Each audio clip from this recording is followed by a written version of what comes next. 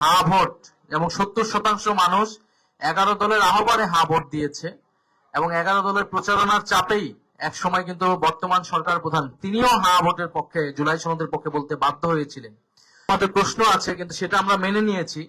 কিন্তু আমাদের যে দ্বিতীয় অংশটা, যে হা ভোট এবং 70% মানুষ 11 দলের আহ্বানে হা ভোট দিয়েছে এবং 11 দলের প্রচারণার চাপেই এক সময় কিন্তু বর্তমান সরকার প্রধান তিনিও হা ভোটের পক্ষে, জুলাই সনদের পক্ষে বলতে বাধ্য হয়েছিলেন।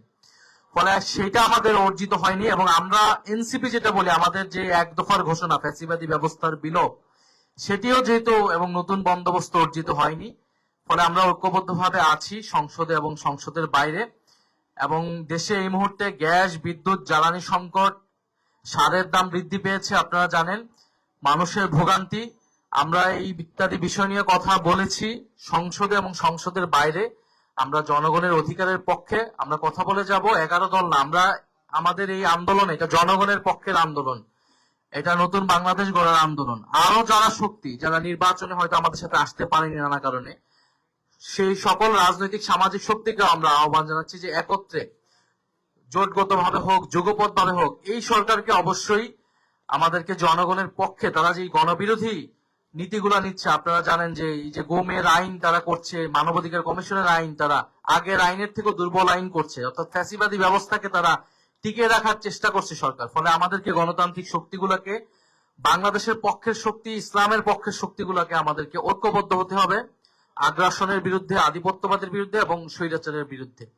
ফলে আজকে হয়তো কোনো রাজনৈতিক কারণে নয়, উনি একেবারেই সৌজন্যতার জায়গা থেকে উনি এসেছেন। ওনার স্নেহ ভালোবাসা উনি আমাদেরকে জানিয়েছেন এবং ওনার সংগ্রামের ইতিহাস আমরা জানি। বাংলাদেশে একটা অনেক সংকটকালীন ক্রুশিয়াল মোমেন্টে উনি নেতৃত্ব দিয়েছেন একটা দলকে, যেই দলের উচ্চ পর্যায়ে নেতাকর্মীদেরকে বিচারিক হত্যাকাণ্ডের মাধ্যমে ফাঁসি দেওয়া হয়েছিল, রাজনৈতিক অধিকার, নাগরিক অধিকার কেড়ে নেওয়া হয়েছিল। সেই সংকটকালীন সময় ডক্টর শফিকুর রহমান জামাত ইসলামকে নেতৃত্ব দিয়েছেন, ফ্যাসিবাদ বিরোধী আন্দোলনকে পরিচালনা করেছেন ওনার জায়গা থেকে। এবং আমরা মনে করি যে আমাদের এখনো যে গণতন্ত্র প্রতিষ্ঠার যে লড়াইটা আমরা চালিয়ে যাচ্ছি, সেই জায়গায় ওনার নেতৃত্ব, ওনার বলিষ্ঠ নেতৃত্ব বাংলাদেশে অতি প্রয়োজন। এনসিপি ও এনসিপির জায়গা থেকে এই গণতান্ত্রিক আন্দোলনে সামিল থাকবে। তো ইনশাআল্লাহ আমরা ঐক্যবদ্ধভাবে, আমাদের সামনে অধিবেশনও শুরু হচ্ছে, সংসদে আমাদের যেমন কণ্ঠ দেখতে পারবেন, সংসদের বাইরেও রাজপথে আমরা ঐক্যবদ্ধভাবে জনগণের পক্ষের আন্দোলন গড়ে তুলবো। এবং যেটা বিরোধী দলীয় নেতা বললেন যে আমরা নতুন কোন ফ্যাসিবাদ এই বাংলাদেশে প্রতিষ্ঠা হতে দেব না, এটা জুলাই যে শহীদ আমাদের ভাই ওসমান হাদি, তাদের প্রতি আমাদের কিন্তু ওয়াদা, সে ওয়াদা ইনশাআল্লাহ আমরা রক্ষা করব। আপনাদের সবাই